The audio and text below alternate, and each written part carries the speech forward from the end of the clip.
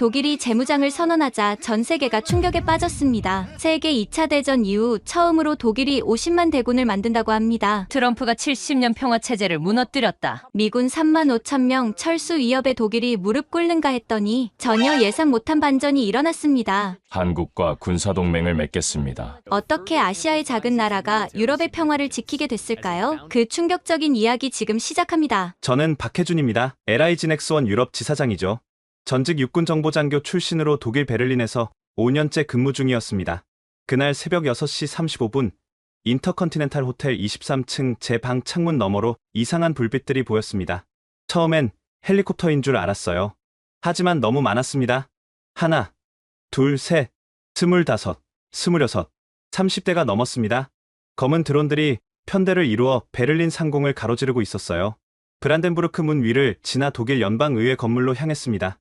제 심장이 멈추는 것 같았습니다. 정보장교 시절 훈련받았던 모든 감각이 비명을 질렀어요. 전쟁이다. 즉시 휴대폰을 꺼냈습니다. 독일 국방부 조달청장 한스 밀러에게 전화를 걸었어요. 신호음이 길게 이어졌습니다. 한스, 지금 일어나. 드론이야. 러시아 드론이 베를린 상공에 있어. 뭐라고? 박, 지금 무슨 소리를? 한스의 목소리가 떨렸습니다. 창밖을 봐. 당장. 전화 너머로 한스가 헐떡이는 소리가 들렸습니다. 마인 고트. 이건 침공이야. 드론들은 독일 의회 건물 50m 상공에서 멈췄습니다. 그리고 호버링을 시작했어요. 마치 조롱하듯이 원을 그리며 돌았습니다. 붉은 불빛이 깜빡였어요. 카메라였습니다. 그들은 촬영하고 있었어요. 박, 이건 시험이야. 한스가 낮은 목소리로 말했습니다. 러시아가 우리를 시험하는 거야. 우리가 얼마나 무력한지 보여주려는. 그때 독일 공군 유로파이터 2대가 굉음을 내며 상공을 지나갔습니다. 하지만 드론들은 꿈쩍도 안 했어요. 전투기들은 그저 주변을 선회할 뿐이었습니다. 격추 명령이 없었던 거죠. 제 손에서 휴대폰이 떨어질 뻔했습니다. 이건 단순한 도발이 아니었어요. 계산된 모욕이었습니다. 러시아는 독일이, 아니 나토가 아무것도 할 수 없다는 걸 전 세계에 보여주고 있었어요. 15분 후 온라인 속보가 터지기 시작했습니다. 정체불명의 드론 30여 대가 베를린 상공에 출현했습니다. 독일 정부는 긴급 안보회의를 소집했습니다. 하지만 저는 알고 있었어요. 정체불명이 아니었습니다. 러시아제 오를란텐 드론이었어요. 우크라이나 전장에서 수없이 봤던 그 드론들이었습니다. 한스가 다시 전화를 걸어왔습니다. 박, 국방부로 와줄 수 있어? 지금 당장. 무슨 일이야? 미국이 우리를 버렸어. 택시를 타고 비렐름 슈트라세로 향하는 동안 드론들은 여전히 베를린 상공을 배회하고 있었습니다. 택시 기사가 라디오 볼륨을 높였어요. 속보입니다. 트럼프 대통령이 유엔 총회에서 나토 동맹국들에게 최후 통첩을 보냈습니다. 제 가슴이 철렁 내려앉았습니다. 최악의 시나리오가 현실이 되고 있었어요. 국방부 건물에 도착했을 때 입구는 이미 기자들로 가득했습니다. 러시아 드론이 맞습니까? 독일은 어떻게 대응할 겁니까? 미국의 지원은 있습니까? 경비를 뚫고 들어간 회의실은 아수라장이었습니다. 군 장성들, 정부 관료들, 그리고 몇몇 외국 무관들이 모여 있었어요. 모두의 얼굴이 창백했습니다. 한스가 저를 구석으로 불렀습니다. 박, 상황이 심각해. 러시아가 칼리닝그라드에 이스칸데르 미사일을 배치했어. 최소 100기 이상이야. 100기? 제가 놀라서 물었습니다. 베를린까지 7분이면 도달해. 우리는 무방비야. 그때 회의실 정면 스크린의 CNN 속보가 떴습니다. 트럼프 대통령이 연단에 서 있었어요. 회의실의 모든 시선이 스크린에 고정됐습니다. 전 세계가 이 순간을 지켜보고 있었습니다. 그의 첫마디가 독일의 운명을 결정짓는 순간이었습니다. 트럼프가 유엔 총회 연단에서 말했습니다. 나토는 실패했습니다. 미국은 더 이상 유럽의 보무가 아닙니다. 영어로 말했어요. 독일 국방부 회의실이 순식간에 조용해졌어요. 모두가 숨을 죽이고 화면을 응시했습니다. 트럼프의 다음 말이 우리 모두를 경악시켰죠. 오늘부로 나토 회원국들에게 통보합니다. GDP의 5%를 국방비로 지출하거나 미군이 철수합니다. 선택은 여러분의 몫입니다. 역시 영어로 말했어요. 5%. 제 귀를 의심했습니다. 현재 독일의 국방비는 GDP의 1.4%였어요. 5%는 교육과 복지 예산을 모두 합친 것보다 많았습니다. 한스가 주먹으로 테이블을 쳤습니다. 미친 짓이야? 이건 동맹 파기나 다름없어. 바로 그때 미 국무부 나토 담당 차관보 레베카 스톤이 화상으로 연결됐습니다. 그녀의 표정은 차가웠어요. 독일 정부에 공식 통보합니다. 72시간 내에 답변을 주십시오. 5% 수용 또는 주동 미군 3만 5천 명 전원 철수입니다. 그녀도 영어로 말했어요. 독일 국방장관이 떨리는 목소리로 물었습니다. 레베카, 이건 너무 급작스럽습니다. 최소한 협상은 없습니다. 레베카가 말을 잘랐어요. 대통령님의 결정은 최종적입니다. 유럽은 스스로를 지켜야 합니다. 화면이 꺼졌습니다. 회의실은 무덤처럼 고요했어요. 창밖으로 러시아 드론들이 여전히 베를린 상공을 선회하고 있었습니다. 마치 이 모든 걸 계산한 것처럼 독일 총리 비서실장이 뛰어들어왔습니다. 총리님께서 긴급 안보회의를 소집하셨습니다. 1시간 후 총리 관저에서 저는 한스와 함께 차에 올랐습니다. 라디오에서는 속보가 쏟아졌어요. 프랑스도 거부 의사 표명, 이탈리아 의회 긴급 소집, 폴란드만 수용 검토 중. 우리가 준비한 게 있어? 한스가 물었습니다. 저는 고개를 저었습니다. 레오파르트 전차 200대, 구형 펜저하우비체 300문. 그게 독일 육군 전력의 전부야. 러시아와 맞서기엔 터무니없이 부족하지. 한스가 한숨을 쉬었어요. 총리 관저에 도착했을 때 이미 수십 명의 고위 관료들이 모여 있었습니다. 올라프 숄츠 총리의 얼굴은 잿빛이었어요. 여러분, 우리는 1945년 이후 최대 위기에 직면했습니다. 총리가 무거운 목소리로 말했습니다. 러시아는 우리 수도 상공에 드론을 띄웠고 미국은 우리를 버렸습니다. 재무장관이 손을 들었어요. 총리님, 5%는 불가능합니다. 독일 경제가 붕괴됩니다. 그럼 대안이 뭡니까? 국방장관이 반문했습니다. 러시아에 굴복합니까? 논쟁이 격해졌습니다. 누군가는 중립을 주장했고 누군가는 프랑스와의 동맹을 제안했어요. 하지만 모두가 알고 있었죠.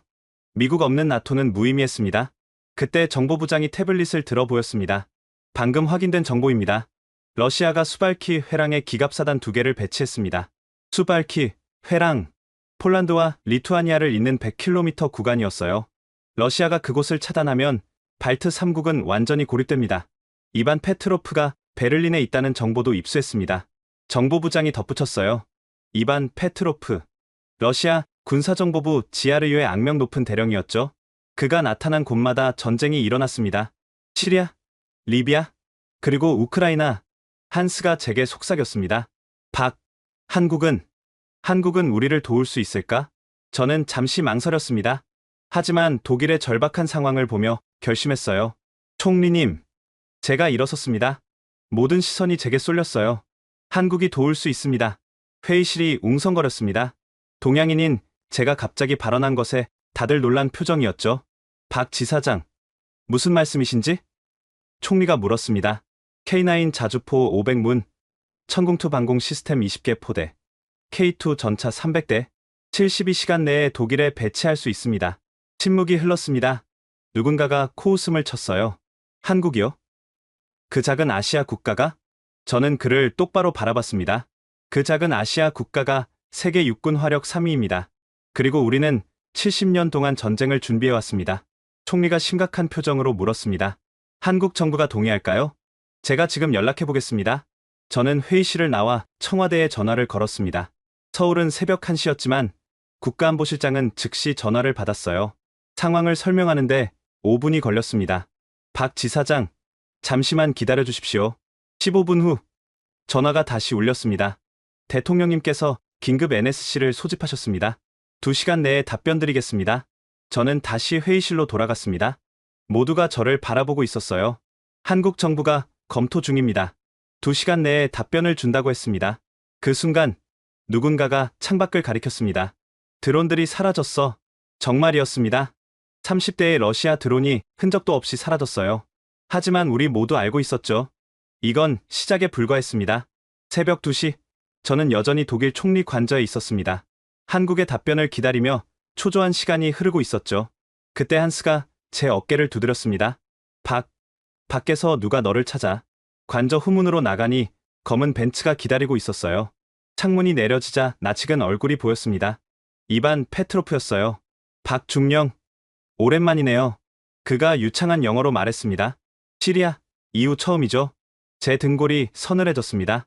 5년 전 시리아에서 정보 수집 중 마주쳤던 러시아 GRU 대령이었어요. 뭘 원하는 거죠? 제가 물었습니다. 산책이나 할까요? 브란덴부르크 문까지. 역사적인 곳이잖아요. 역시 영어로 말했어요. 거절할 수 없는 제안이었습니다. 그를 따라 걸으며 베를린의 새벽 거리를 걸었어요. 도시는 기묘하게 고요했습니다. 독일이 무너지면 다음은 한국이에요. 페트로프가 담담하게 말했습니다. 미국은 이미 유럽을 버렸고 아시아도 버릴 겁니다. 그래서요? 러시아와 협력하세요. 우리는 한국을 존중합니다. 기술력도, 군사력도 인정해요. 하지만 독일을 돕는다면 그가 말을 멈추고 하늘을 가리켰습니다. 아까 그 드론들 인상적이었죠? 그건 예고편이었어요. 본편은 칼리닝그라드에 있습니다. 이스칸데르 미사일 말이군요. 페트로프가 웃었습니다. 역시 정보가 빠르시네요. 하지만 그것만이 아니에요. 킨잘 극초음속 미사일 50기도 배치했습니다. 베를린까지 4분이면 충분해요. 브란덴부르크 문 앞에 도착했습니다. 한때 분단의 상징이었던 이곳이 다시 위기의 중심이 된 것이 아이러니했죠. 박중령, 현명한 선택을 하세요. 페트로프가 명함을 건넸습니다. 72시간, 시간이 많지 않아요. 그가 떠난 후 저는 즉시 한스에게 전화했습니다. 이반을 만났어. 러시아가 본격적으로 움직이기 시작했어. 뭐라고 했는데? 킨자를 배치했대. 50기. 전화 너머로 한스의 거친 숨소리가 들렸습니다. 그럼 우린 끝난 거야. 바로 그때 제 휴대폰에 서울에서 전화가 왔습니다. 국가안보실장이었어요. 박 지사장님, 대통령님의 결정이 나왔습니다. 심장이 미친 듯이 뛰었습니다. 한국은 독일을 돕겠습니다. K9 500문, 천궁투 20개 포대, K2 300대, 즉시 수송 개시합니다. 순간 다리에 힘이 풀렸어요. 감사합니다. 정말 감사합니다. 그리고 박 지사장님, 대통령님께서 직접 전하라고 하신 말씀이 있습니다. 뭐라고 하셨습니까? 한국은 1950년 한국전쟁 때 독일 의료지원단의 은혜를 잊지 않았다. 이제 우리가 갚을 차례다. 전화를 끊고 총리 관저로 뛰어갔습니다. 새벽 3시, 긴급회의가 다시 소집됐어요. 총리님, 한국이 지원을 결정했습니다. 회의실이 술렁거렸습니다. 숄츠 총리가 일어섰어요. 정말입니까? 조건은 뭡니까? 조건은 없습니다. 무상 지원입니다. 다만 기술 이전과 향후 공동 개발을 제안했습니다. 재무장관이 의심스럽게 물었습니다. 왜죠? 한국이 왜 우리를 돕습니까? 저는 70년 전 역사를 설명했습니다. 한국전쟁 당시 서독이 보낸 의료지원단이 수많은 한국인을 살렸다는 것을, 그리고 분단국가의 아픔을 공유하는 나라로서의 연대감을. 하지만 러시아가 가만히 있을까요? 국방장관이 우려했습니다. 그래서 더 빨리 움직여야 합니다. 제가 강조했습니다. 한국 공군 수송기들이 이미 이륙 준비 중입니다. 12시간이면 첫 물자가 도착합니다. 총리가 강요들을 둘러봤습니다. 투표하겠습니다. 한국의 지원을 받아들이는 것에 동의하시는 분? 하나둘 손이 올라갔습니다. 만장일치였어요. 그럼 다음 문제입니다. 총리가 심각한 표정으로 말했습니다. 재무장을 할 것인가? 무거운 침묵이 흘렀습니다. 14년 만에 독일이 다시 징병제를 부활시킨다는 것. 역사적 결정이었죠. 바로 그때 정보부장이 뛰어들어왔습니다. 긴급 상황입니다. 러시아 공수부대 2개 사단이 벨라루스로 이동 중입니다. 지도가 펼쳐졌습니다. 벨라루스에서 독일 국경까지는 불과 600km. 러시아가 본격적으로 압박을 시작한 거였어요. 더 이상 망설일 시간이 없습니다. 국방장관이 주먹을 쥐었습니다. 재무장하지 않으면 우리는 끝입니다. 숄츠 총리가 깊은 한숨을 쉬었습니다. 의회를 소집하세요. 내일 오전 10시 역사적 결정을 내리겠습니다. 회의가 끝나고 저는 한스와 함께 국방부로 향했습니다. 동이 트기 시작했어요. 베를린의 아침은 평화로워 보였지만 폭풍전야의 고요함이었죠. 정말 가능할까? 한스가 물었습니다. 한국 무기로 러시아를 막을 수 있을까? K9은 나토 표준을 능가합니다. 제가 확신을 담아 말했습니다. 사거리 60km, 분당 6발. 러시아 MSTA보다 뛰어나요. 하지만 시간이, 지금 한국에선 C-17 수송기 50대가 대기 중입니다. 48시간 내에 모든 장비가 도착할 겁니다. 국방부 상황실에 도착하니 대형 스크린에 유럽 전역의 군사 동향이 표시되고 있었습니다. 프랑스는 중립을 선언했고 영국은 관망하고 있었어요. 폴란드만이 적극적으로 대비하고 있었죠. 그때 윤태성 주독 한국대사관 무관이 들어왔습니다. 박 지사장님, 방금 본국에서 연락이 왔습니다. 문무대왕함이 지중해로 출항했습니다. 문무대왕함, 한국 해군의 이지스 구축함이었죠. 해군도 움직이는군요. 그뿐이 아닙니다. 공군 F-35 전투기 20대도 폴란드로 향하고 있습니다. 한국이 총력전을 준비하고 있었어요. 독일을 돕기 위해, 아니 자유 세계를 지키기 위해 호텔로 돌아온 건 새벽 5시였습니다. 하지만 잠들 수 없었어요. 미국의 진짜 의도를 파악해야 했습니다. 예상했던 전화가 오전 8시에 걸려왔습니다. 레베카 스톤이었어요. 박 지사장, 긴급 면담이 필요합니다. 람슈타인 기지로 와주시겠습니까? 독일 국방부는 반대했지만 저는 가야 했습니다. 미국의 진짜 의도를 알아야 했으니까요. 기지로 가는 아우토반에서 이상한 광경을 목격했습니다. 미군 트럭 수십 대가 반대편 차선으로 이동하고 있었어요. 짐을 가득 실은 채 프랑크푸르트 공항 방향으로 향했죠. 정말로 철수를 준비하고 있었습니다. 기지 입구에서 30분을 기다린 후에야 통과할 수 있었습니다. 미군들이 막사를 비우고 있는 모습이 곳곳에서 보였어요. 70년간 주둔했던 미군이 떠나려 하고 있었습니다. 레베카는 사령부 건물 회의실에서 기다리고 있었습니다. 그녀 옆에는 낯선 남자가 서 있었어요. 박 지사장, 소개합니다. CIA 유럽 지부장 로버트 헤이든입니다. 불길한 예감이 들었어요. CIA까지 나선 거였습니다. 레베카의 첫 마디가 충격적이었어요. 박 지사장, 한국은 큰 실수를 하고 있습니다. 무슨 말씀이신지요? 독일을 돕는 건 말입니다. 트럼프 대통령께서 매우 불쾌해하십니다. 저는 레베카를 똑바로 바라봤습니다. 한국은 동맹을 버리지 않습니다. 동맹? 그녀가 비웃었어요. 나토는 이미 죽었습니다. 미국이 없는 나토가 무슨 의미가 있습니까? 그래서 러시아에게 유럽을 넘기자는 겁니까? 로버트 헤이든이 끼어들었습니다. 박 지사장, 우리는 한국을 아낍니다. 하지만 잘못된 선택을 하면 그가 서류 봉투를 테이블에 던졌어요. 이걸 보세요. 한국 방산업체들의 미국 내 계약 목록입니다. 총 500억 달러어치죠. 독일을 계속 돕는다면 이 모든 계약이 취소됩니다. 협박이었어요. 노골적인 협박. 레베카가 태블릿을 꺼내 보여줬습니다. 이걸 보세요. 칼리닝그라드의 최신 위성사진입니다. 화면에는 충격적인 장면이 있었어요. 이스칸데르 미사일 발사대가 빼곡히 들어차 있었습니다. 제가 센 것만 120기가 넘었어요. 이게 다가 아닙니다. 레베카가 사진을 넘겼습니다. 지하 벙커에 킨잘 극초음속 미사일 80기가 더 있습니다. 여기 보이는 건 바스티온 대함 미사일입니다. 발트해를 완전히 봉쇄할 수 있죠. 제 손이 떨리기 시작했습니다. 이반 페트로프가 과소평가한 거였어요. 실제 전력은 2배가 넘었습니다. 그리고 이건 로버트가 또 다른 사진을 보여줬어요. 어제 찍은 겁니다. 전술 핵탄두 운반 차량입니다. 핵무기였어요. 러시아가 전술핵을 칼리닝그라드에 배치한 거였습니다. 박 지사장, 러시아는 진심입니다. 레베카가 낮은 목소리로 말했습니다. 그들은 유럽을 차지할 준비가 되어 있어요. 한국이 개입하면 동아시아에서도 같은 일이 벌어질 겁니다. 그게 위협입니까? 조언입니다. 트럼프 대통령은 한국과의 관계를 소중히 여깁니다. 하지만 독일을 돕는다면 그때 제 휴대폰이 울렸습니다. 한스였어요. 박, 당장 돌아와. 러시아군이 움직이기 시작했어. 저는 즉시 자리에서 일어났습니다. 레베카, 로버트, 역사는 당신들의 선택을 기억할 겁니다. 람슈타인을 나오면서 로버트가 따라 나왔어요. 박 지사장, 잠깐만. 그가 낮은 목소리로 말했습니다. 이반 페트로프를 아시죠? 알고 있습니다. 그가 베를린에 있습니다. 당신을 찾고 있어요. 조심하세요. 왜 그가 경고하는지 이해할 수 없었지만 고개를 끄덕였습니다. 베를린으로 돌아오는 길에 라디오에서 계속 속보가 나왔어요. 러시아 서부 군관구 전 병력의 동원령, 벨라루스 국경에 집결 중. 베를린 외곽에 도착했을 때 하늘에서 굉음이 들렸습니다. 올려다보니 대형 수송기들이 편대를 이루어 날아가고 있었어요. 동체에 선명한 태극 마크가 보였습니다. 한국 공군이었어요. C-17 글로브 마스터와 C-130 수송기들이 끝없이 이어졌습니다. 최소 30대는 넘어 보였어요. 국방부에 도착하자마자 한스가 저를 상황실로 끌고 갔습니다. 첫 번째 수송기가 테겔 공항에 착륙했어.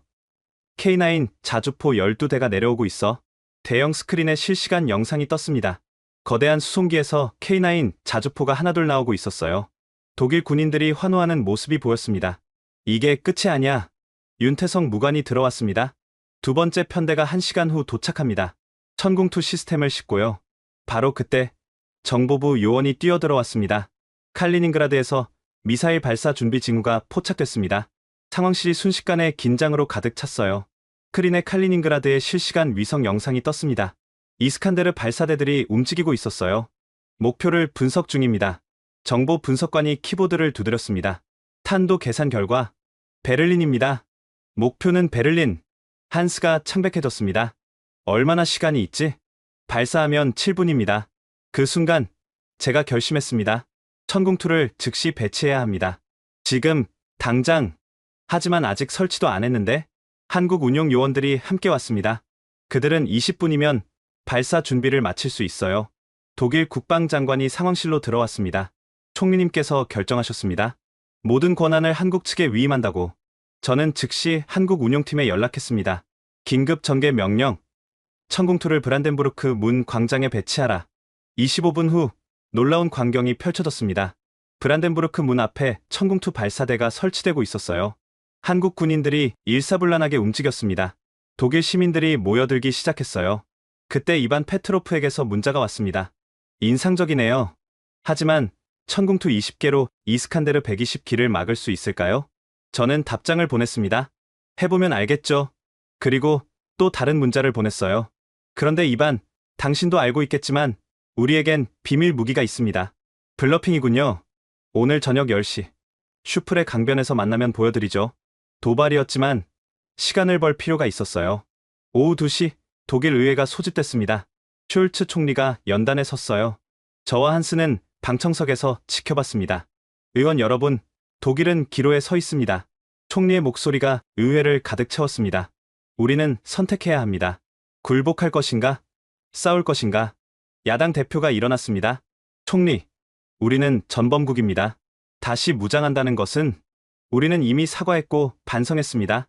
총리가 단호하게 말했습니다. 하지만 이제는 우리 스스로를 지켜야 할 때입니다.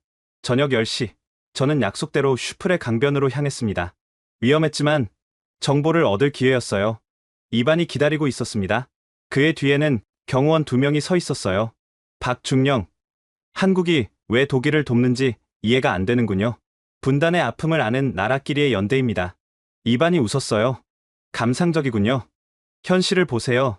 그가 스마트폰을 꺼냈습니다. 화면에는 시뮬레이션 영상이 재생됐어요. 보세요. 박중령, 이스칸데르가 발사되면 어떻게 되는지. 영상 속에서 미사일들이 베를린을 향해 날아갔습니다. 7분 후 도시가 불바다가 됐죠. 천궁으로 몇 발이나 막을 수 있을까요? 10발? 20발? 우리는 120발을 동시에 쏠 수 있어요. 저는 침착하게 대답했습니다. 한국은 북한의 300발 동시 공격도 상정하고 있습니다. 120발은 아침 운동이죠. 이반의 표정이 굳어졌어요. 허세는 그만두세요. 한국이 가진 천궁2는 20개의 포대뿐입니다. 맞습니다.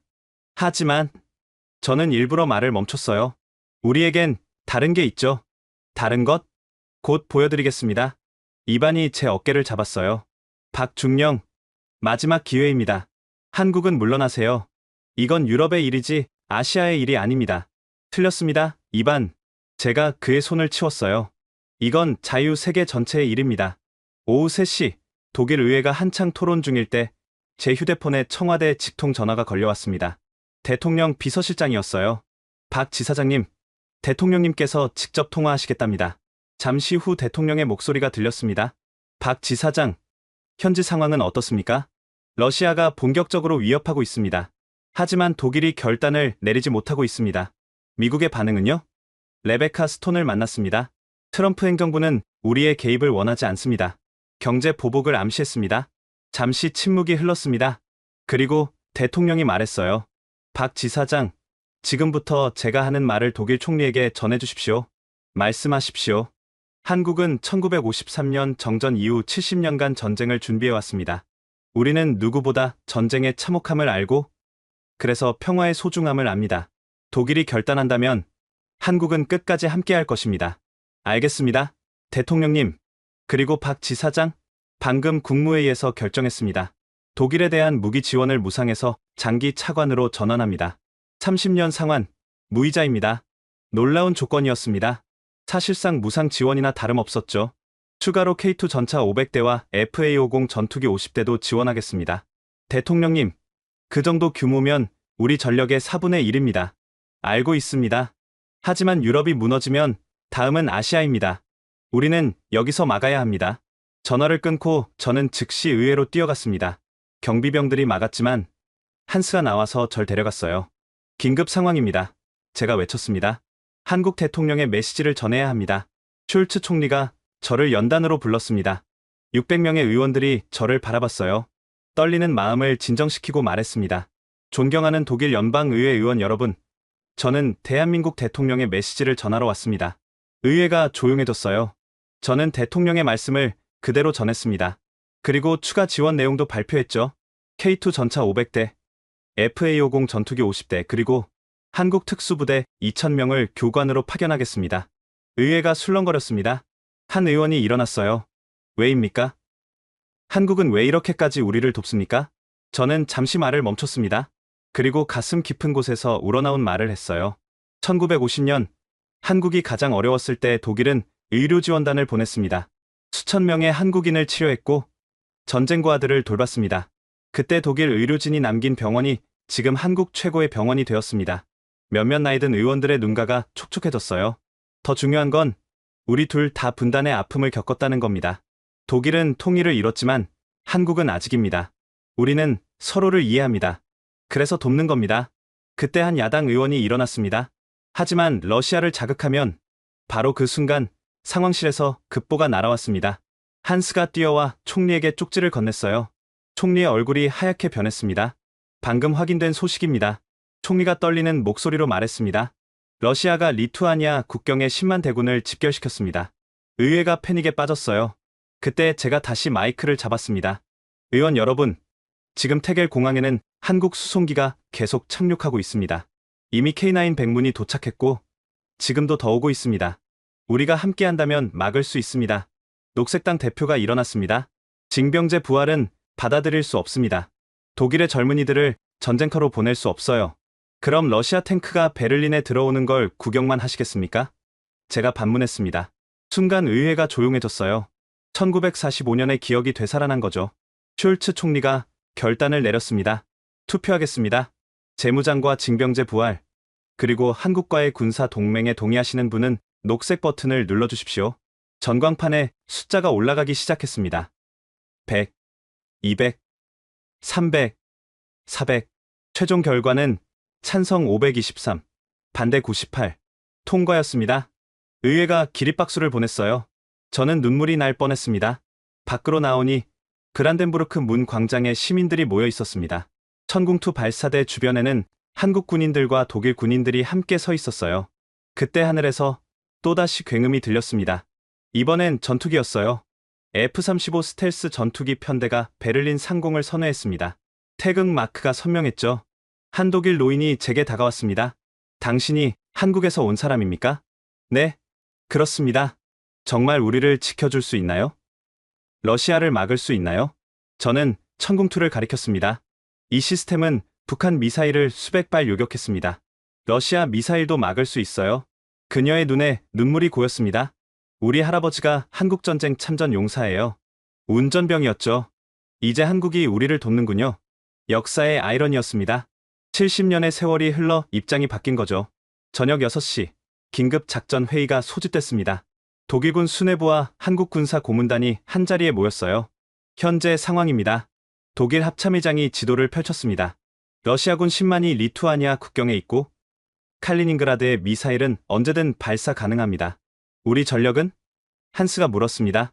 독일군 현역 18만, 예비군 3만, 전차 200대, 자주포 100문, 턱없이 부족했습니다.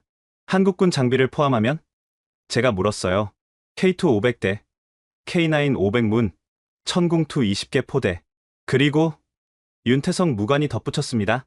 내일 도착할 K21 다연장 로켓 100대를 포함하면 화력에서는 러시아와 대등합니다. 문제는 병력입니다. 독일 육군 참모총장이 우려했어요. 장비는 있는데 다룰 사람이 없어요. 그래서 징병제가 필요한 겁니다. 숄츠 총리가 들어왔습니다. 내일부터 18세에서 25세 남녀 모두 징집합니다. 목표는 1년 내 50만 군대입니다. 야심찬 계획이었지만 시간이 문제였죠. 한국 교관들이 도와드리겠습니다. 제가 말했습니다. 우리는 징병제를 70년간 운영했습니다. 노하우를 전수하겠습니다. 그때 정보부 요원이 뛰어들어왔습니다. 푸틴이 연설합니다. 지금 크렘린궁에서 푸틴이 크렘린궁 대연회장에서 연설을 시작했습니다. 배경에는 거대한 러시아 국기가 펄럭이고 있었어요. 서방은 다시 한번 러시아를 위협하고 있습니다. 푸틴의 목소리가 낮고 위협적이었습니다. 나토는 우리 국경까지 확장했고 이제 독일이 재무장을 선언했습니다. 화면이 전환되더니 칼리닝그라드에 미사일 기지가 나타났어요. 의도적인 과시였죠. 우리는 1941년을 기억합니다. 나치 독일의 침공을 기억합니다. 그리고 다시는 그런 일이 없도록 할 것입니다. 푸틴이 카메라를 똑바로 응시했습니다. 독일이 재무장을 철회하지 않으면 러시아는 모든 수단을 동원할 것입니다. 모든 수단입니다. 핵 위협이었어요. 회의실이 얼어붙었습니다. 바로 그때 토마스 밀러가 들어왔습니다. 라인메탈 CEO였죠. 독일 최대 방산업체의 수장이 초췌한 얼굴로 나타났어요. 총리님, 말씀드릴 게 있습니다. 밀러 사장, 무슨 일입니까? 토마스가 서류 뭉치를 테이블에 던졌습니다. 이게 우리 라인메탈의 실제 생산 능력입니다. 서류를 펼쳐보니 충격적이었어요. 레오파르트 전차 연간 생산 능력 50대, 자주포는 30문. 1년 걸려야 그 정도였습니다. 이게 현실입니다. 토마스가 한숨을 쉬었어요. 우리는 10년 동안 평화 배당금에 취해 있었습니다. 방산 라인을 줄였고 숙련공들을 해고했습니다. 그럼 증산은 불가능합니까? 국방장관이 물었습니다. 최소 2년은 걸립니다. 새 공장을 짓고 인력을 훈련시키고. 하지만 러시아는 기다려주지 않겠죠? 한스가 제게 속삭였습니다. 한국은 어떻게 그렇게 빨리 무기를 생산하지? 제가 설명했어요. 한국은 전시 체제를 유지하고 있습니다. 현대로템은 K2 전차를 월 30대 생산할 수 있고 하나는 K9을 월 50문 만들 수 있어요. 토마스가 저를 바라봤습니다. 박 지사장님, 솔직히 말씀드리겠습니다. 우리가 한국에서 배워야 합니다. 독일의 자존심이었던 라인메탈 CEO의 고백이었어요. 기술 이전을 요청합니다. 토마스가 머리를 숙였습니다. 한국의 생산 시스템, 품질 관리, 그리고 무엇보다 신속한 대응 체계를 배우고 싶습니다. 숄츠 총리가 끼어들었습니다. 밀러 사장, 그럼 라인메탈이 한국 기업과 합작한다는 겁니까? 그것만이 유일한 길입니다. 토마스가 단호하게 말했어요. 한국은 이미 폴란드에 K2 1000대를 수출했습니다. 우리가 지지부진하는 동안 한국은 유럽 시장을 석권했어요. 야당 대표가 반발했습니다. 독일 방산업의 자존심은 어떻게 되는 겁니까? 자존심? 토마스가 쓴웃음을 지었어요. 자존심으로 러시아 탱크를 막을 수 있습니까? 우크라이나 전쟁에서 뭘 봤습니까? 우리가 보낸 레오파르트는 절반이 파괴됐지만 폴란드가 보낸 한국산 K2는 거의 살아남았습니다. 충격적인 사실이었어요. 저도 몰랐던 내용이었죠. 토마스가 노트북을 열었습니다. 이걸 보십시오. 한국 K9의 우크라이나 전장 성과입니다. 영상이 재생됐어요. K9이 러시아 포병 진지를 정확히 타격하는 장면이었습니다. 명중률이 놀라웠죠. 사거리 60km, MRSI 다탄두, 분당 6발. 토마스가 설명했습니다. 우리 PH-2000은 사거리 40km, 분당 3발입니다. 게임이 안 됩니다. 독일 육군 참모총장이 물었습니다. 한국 무기의 정비는 어떻습니까? 제가 대답했습니다. 한국 정비팀 500명이 내일 도착합니다. 24시간 정비 체제를 구축할 겁니다. 그리고 저는 잠시 멈췄다가 말했어요. 모든 매뉴얼을 독일어로 번역 완료했습니다. 이미 6개월 전부터 준비했어요. 6개월 전부터? 총리가 놀랐습니다.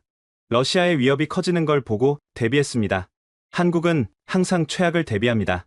그게 우리가 살아남은 이유죠. 그때 윤태성 무관이 들어왔습니다.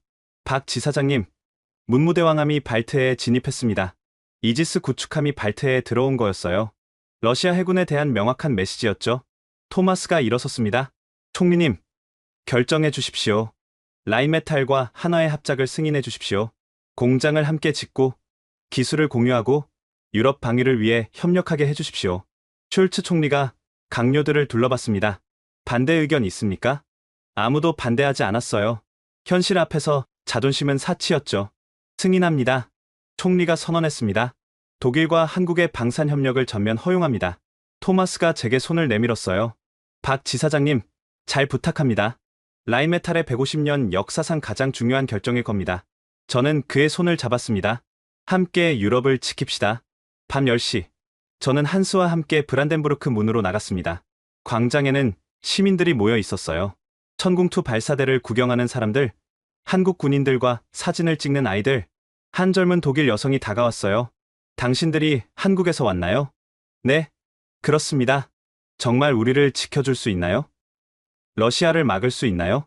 저는 천궁2를 가리켰습니다. 이 시스템은 북한 미사일을 수백 발 요격했습니다. 러시아 미사일도 막을 수 있어요. 그녀의 눈에 눈물이 고였습니다. 우리 할아버지가 한국전쟁 참전 용사예요. 운전병이었죠. 이제 한국이 우리를 돕는군요.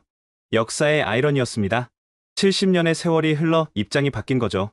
새벽 4시, 저는 독일군 수송기를 타고 리투아니아로 향했습니다. 최전선 상황을 직접 확인해야 했어요. 한스와 독일군 정예 부대원 50명이 동행했습니다. 비행 중 한스가 제게 물었어요. 박, 정말 러시아와 맞설 수 있을까? 우리 병력은 턱없이 부족한데. 한국전쟁 때도 그랬습니다. 제가 대답했어요. 유엔군은 중공군 100만에 맞섰죠. 하지만 화력과 기술로 막아냈습니다.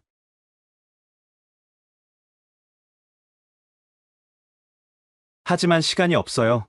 러시아군이 국경에서 20km까지 전진했습니다. 그가 태블릿을 보여줬어요. 여기 보세요. 드론으로 찍은 실시간 영상입니다. 화면에는 끝없이 이어지는 러시아군 종대가 보였습니다. T-90M 전차, BMP-3 장갑차, MSTA 자주포, 최소 3개 기계화 사단은 되어 보였어요. 우리는 즉시 전방으로 이동했습니다. 수발키 회랑으로 가는 길목이었죠. 차창 밖으로 폴란드에서 온 한국산 K2 전차들이 보였어요. 폴란드가 K2 200대를 보냈습니다. 리투아니아 장군이 설명했어요. 한국 전차 덕분에 그나마 버티고 있습니다. 우리가 탄 장갑차가 갑자기 멈췄습니다. 전방에서 폭발음이 들렸어요. 러시아 포격입니다. 운전병이 외쳤습니다.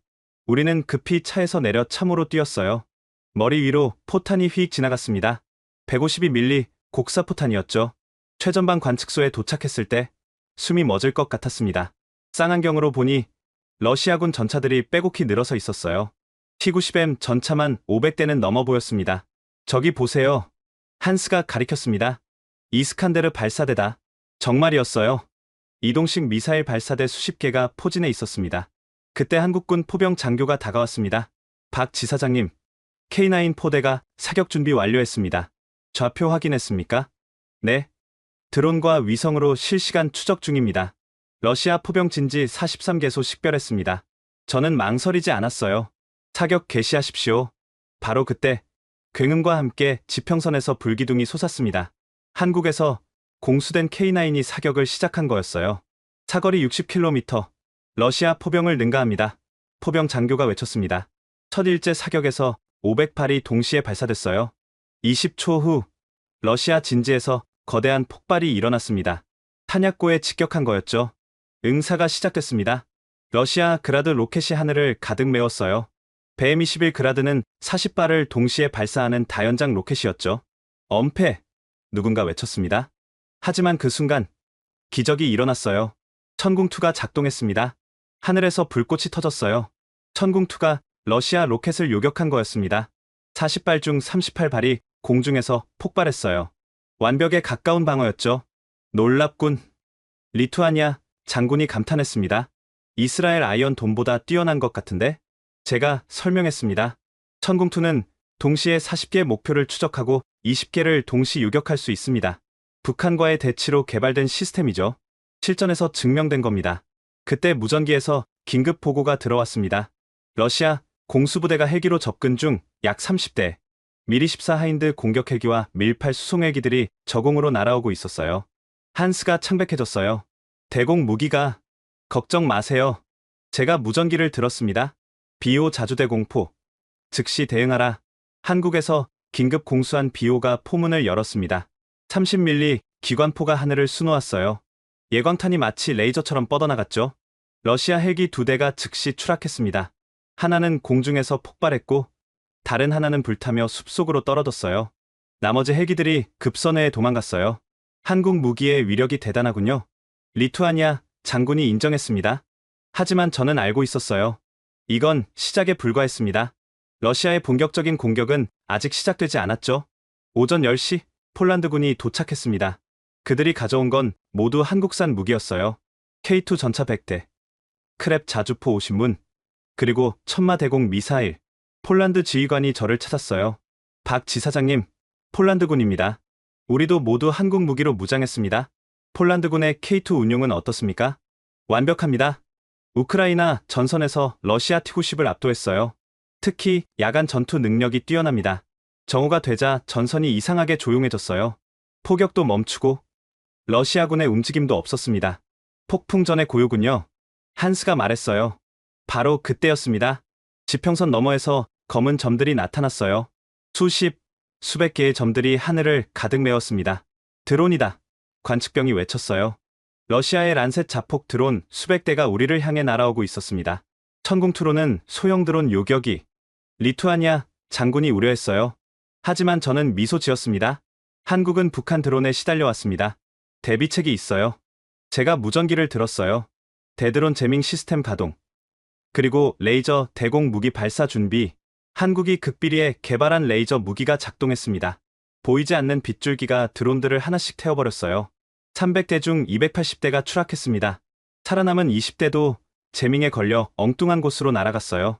오후 2시 충격적인 소식이 전해졌습니다. 미국이 한국에 경제 제재를 시작했다는 거였어요. 트럼프가 한국산 반도체 수입을 중단시켰습니다. 윤태성 무관이 긴급 보고했어요. 삼성과 SK 하이닉스 제품 전면 금수입니다. 한스가 분노했습니다. 미친 짓이야. 동맹을 돕는 걸 제재한다고? 하지만 더 놀라운 소식이 이어졌어요. 유럽연합이 긴급 성명을 발표했습니다. 정보관이 보고했습니다. 미국의 제재에 동참하지 않겠다고. 오히려 한국산 반도체 수입을 2배로 늘리겠답니다. 독일 총리의 결단이었어요. 프랑스, 이탈리아, 스페인이 모두 동의했다는 겁니다. 저녁 6시, 수발키 회랑 방어선에서 역사적인 장면이 펼쳐졌습니다. 한국산 K9 500문이 일제히 포문을 열었어요. 목표, 러시아 집결지, 포병 지휘관이 명령했습니다. 500문의 K9이 동시에 포탄을 발사했습니다. K315 정밀 유도 포탄이었어요. 각 포탄이 다른 목표를 향해 날아갔죠. 20km 전방에서 거대한 폭발이 일어났어요. 러시아군 연료 집적소, 탄약고, 지휘소가 동시에 타격받았습니다. 러시아군이 후퇴하기 시작했습니다. 믿을 수 없어. 리투아니아 장군이 말했어요.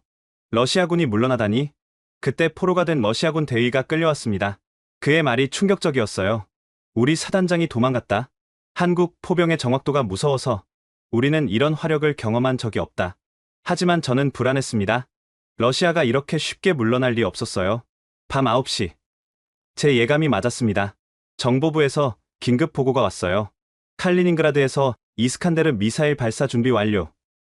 목표는 베를린과 바르샤바. 순간 지휘소가 얼어붙었습니다. 얼마나 시간이 있지? 한스가 물었어요. 발사하면 7분입니다. 저는 즉시 베를린의 천궁투 부대에 연락했습니다. 최대 요격 준비. 모든 시스템 가동하라. 그리고 한국 해군에도 연락했어요. 문무대왕함. 즉시 요격 태세. 긴장의 순간이었습니다. 모두가 숨을 죽이고 기다렸어요. 10분, 20분, 30분, 1시간이 지나고 2시간이 지났습니다. 그리고 자정이 되었을 때 놀라운 소식이 전해졌습니다. 푸틴이 철수 명령을 내렸습니다. 정보관이 외쳤어요. 러시아군이 국경에서 50km 후퇴합니다. 도대체 무슨 일이 일어난 걸까요? 새벽 2시, 비밀이 밝혀졌습니다. 한국 특수부대가 칼리닝그라드 인근에서 극비 작전을 수행했던 거예요. KF-16 전투기 스텔스 모드로 침투, 이스칸데르 기지 상공에서 전자전을 펼쳤습니다. 윤태성 무관이 보고했어요. 러시아 레이더가 30분간 마비됐고 그들은 공포에 빠졌죠. 기술의 승리였습니다. 러시아는 자신들의 방공망이 무력화된 것을 보고 철수를 결정한 거였어요. 다음날 아침, 그 이유가 더 명확해졌습니다. 중국이 러시아에 경고한 거였어요.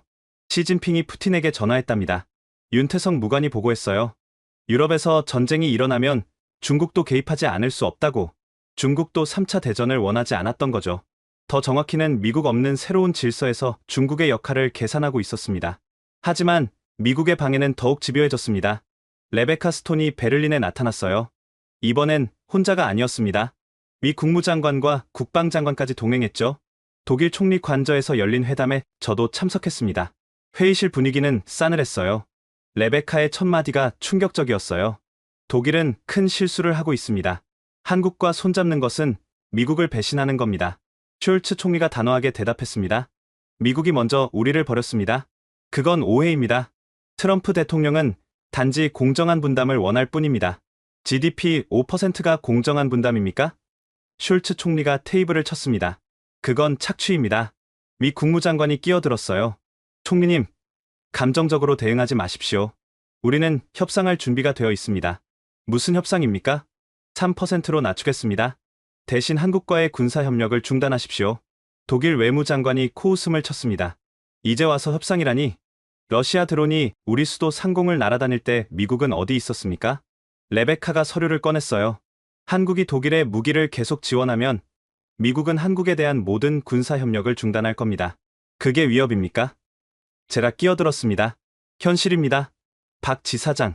레베카가 차갑게 말했어요. 주한미군 28,000명이 철수하면 한국은 어떻게 되겠습니까? 순간 회의실이 조용해졌어요.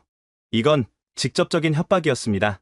하지만 제가 대답하기 전에 슐츠 총리가 일어섰습니다. 톤 차관보, 당신은 착각하고 있습니다. 이제 미국 없이도 살 수 있습니다. 한국과 유럽이 손잡으면. 레베카가 비웃었어요. 한국과 유럽? 미국의 기술과 자본 없이? 바로 그때 독일 재무장관이 태블릿을 들어 보였습니다. 방금 확인했습니다. 유럽중앙은행이 한국과의 통화 스와프를 5천억 유로로 확대했습니다. 그리고 그가 화면을 넘겼어요. 중국, 일본, 인도가 한국-유럽 방위협력을 지지한다고 발표했습니다. 미 국방장관의 얼굴이 붉어졌어요.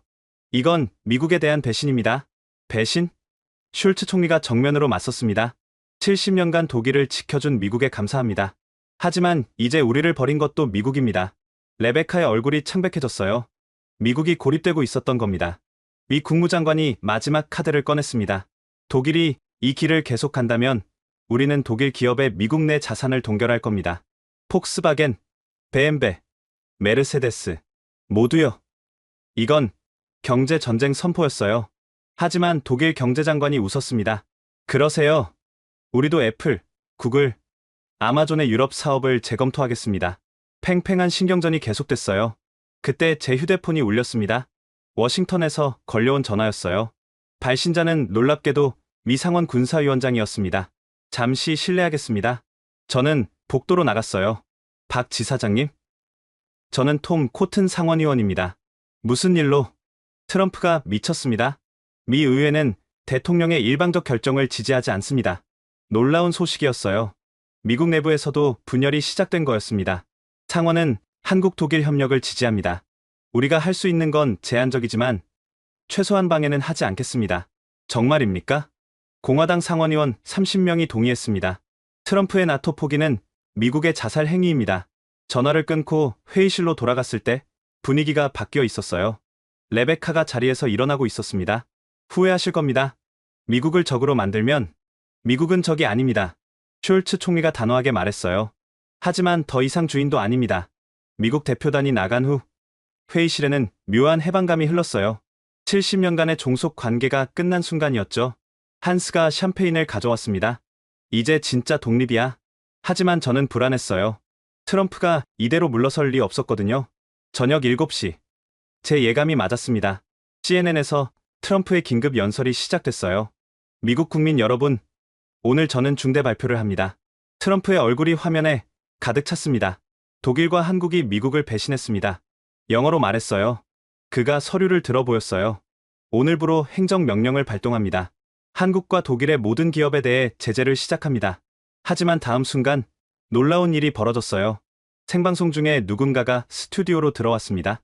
마이크 펜스 부통령이었어요. 대통령님, 이건 불법입니다.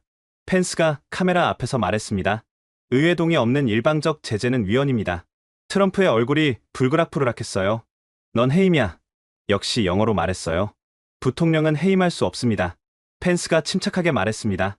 그리고 방금 상하원 지도부가 긴급 회동을 했습니다. 대통령의 명령을 거부하기로 했습니다. 방송이 갑자기 끊겼어요. 미국 정치 사상 초유의 사태였습니다. 10분 후 폭스 뉴스에서 속보가 나왔어요. 미 하원 트럼프 탄핵 절차 개시 투표 예정. 미국이 스스로 무너지고 있었습니다. 그날 밤 베를린 전역에서 축제가 벌어졌어요. 시민들이 거리로 쏟아져 나왔습니다. 독일은 자유다. 미국 없어도 산다. 한국 고맙다. 브란덴부르크 문 앞에는 수만 명이 모였어요. 누군가가 거대한 태극기를 걸었습니다. 독일 국기와 나란히 펄럭였죠. 한 독일 청년이 마이크를 잡았어요. 오늘은 독일의 진정한 독립 기념일입니다. 그리고 한국은 우리의 진정한 친구입니다. 환호성이 터져 나왔어요. 저는 한스와 함께 군중 속에 서 있었습니다. 박, 이게 현실이야?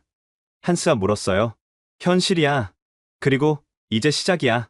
자정이 가까워올 때 또 다른 속보가 전해졌습니다. 나토 회원국 긴급회의 소집. 미국 없는 새로운 방위 체제 논의. 정말로 새로운 시대가 열리고 있었습니다.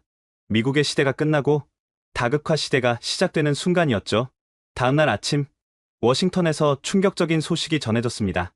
미 합참의장 사임, 트럼프의 나토 포기 명령 거부, 미군 수뇌부까지 트럼프를 등진 거였어요. 펜타곤 대변인이 성명을 발표했습니다. 미군은 헌법과 동맹에 충성합니다. 대통령의 불법 명령은 따르지 않겠습니다. 사실상 군사 쿠데타 직전의 상황이었죠. 그때 한국에서 전화가 왔어요. 국가안보실장이었습니다. 박 지사장님, 상황이 급변하고 있습니다. 일본이 우리 편에 섰습니다. 일본이요? 네. 기시다 총리가 방금 발표했습니다. 한국 독일 동맹을 적극 지지한다고. 그리고요? 미일 안보 조약 재검토를 시사했습니다. 미국이 동맹을 포기한다면 일본도 제거하겠다고. 도미노가 무너지기 시작했어요. 미국이 스스로 판 무덤에 빠지고 있었습니다. 이틀 후 뉴욕 유엔 총회에서 역사적인 순간이 펼쳐졌습니다. 저는 한국 대표단과 함께 참석했어요. 프랑스 대통령이 먼저 연단에 섰습니다. 오늘 우리는 새로운 안보 체제를 선언합니다. 그가 문서를 들어 올렸어요. 유럽 27개국과 영국이 공동 성명을 발표합니다. 미국 없는 새로운 방위 동맹을 출범시킵니다. 총회장이 술렁거렸어요. 트럼프 대통령의 얼굴이 화면에 잡혔는데 믿을 수 없다는 표정이었죠. 독일 총리가 이어서 발언했습니다. 우리는 한국을 전략적 파트너로 초청합니다. 한국의 기술과 경험이 새로운 동맹의 핵심이 될 것입니다. 그때 한국 대통령이 연단에 섰어요. 저는 자랑스러웠습니다. 대한민국은 자유와 민주주의를 지키는 모든 국가와 함께할 것입니다. 우리는 70년간 전쟁을 준비했고 이제 평화를 지킬 준비가 되었습니다. 박수가 터져 나왔어요. 하지만 미국 측 좌석은 텅 비어 있었습니다. 트럼프와 그의 참모들이 퇴장한 거였죠. 그날 저녁 놀라운 발표가 이어졌습니다. 한국 독일 방위 협정 체결. 협정 내용은 파격적이었어요. 한국은 독일에 무기와 기술을 제공하고 독일은 한국 기업의 유럽 시장을 완전 개방한다는 거였죠. 더 놀라운 건 다음이었습니다. 한국 유럽연합군 창설. 초대 사령관은 한국군 대장. 유럽이 아시아 국가의 군사령관을 받아들인 건 역사상 처음이었어요. 다음날 아침 전 세계 언론이 이 소식을 대서특필했습니다. 미국 패권의 종말, 한국 유럽 동맹의 탄생, 트럼프의 오판이 만든 새 질서. 하지만 트럼프는 포기하지 않았어요. 그는 최후의 카드를 꺼냈습니다.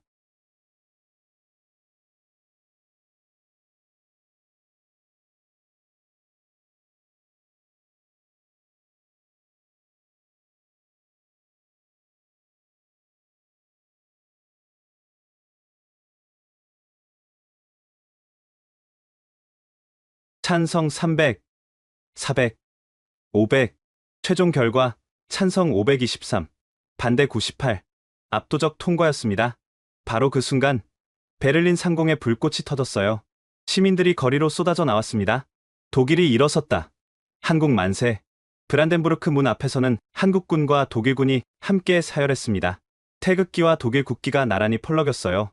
저는 한스와 함께 서 있었습니다. 박, 우리가 해냈어. 한스가 말했어요. 아니, 이제 시작이야. 제가 대답했습니다. 그때 휴대폰이 울렸어요.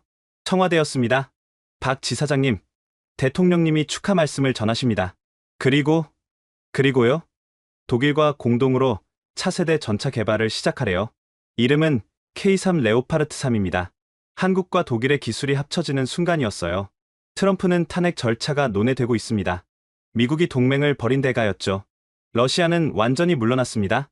한국 유럽연합군의 압도적 화력 앞에 굴복한 거였어요. 그리고 한국은 세계 3위 방산 수출국이 되었습니다. 유럽 전역에 한국 무기가 배치됐죠. 저는 지금 베를린의 새로운 한독 방산 단지 준공식에 참석하고 있습니다. 숄츠 총리가 제게 다가왔어요. 박 지사장, 독일은 한국의 은혜를 잊지 않겠습니다. 은혜가 아닙니다, 총리님. 우리는 친구니까요. 브란덴부르크 문 너머로 석양이 지고 있었습니다. 한때 분단의 상징이었던 이곳이 이제는 새로운 동맹의 상징이 되었어요. 한 독일 소녀가 제게 꽃다발을 건넸습니다. 감사합니다, 아저씨. 한국 덕분에 전쟁이 끝났어요. 저는 미소 지었습니다. 전쟁은 한 번도 일어나지 않았어요. 한국의 힘과 독일의 결단이 전쟁을 막은 거죠.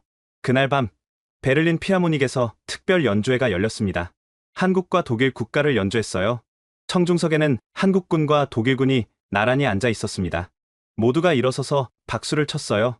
평화를 지킨 영웅들에게 바치는 박수였습니다. 지금까지 박혜준 씨의 증언이었습니다.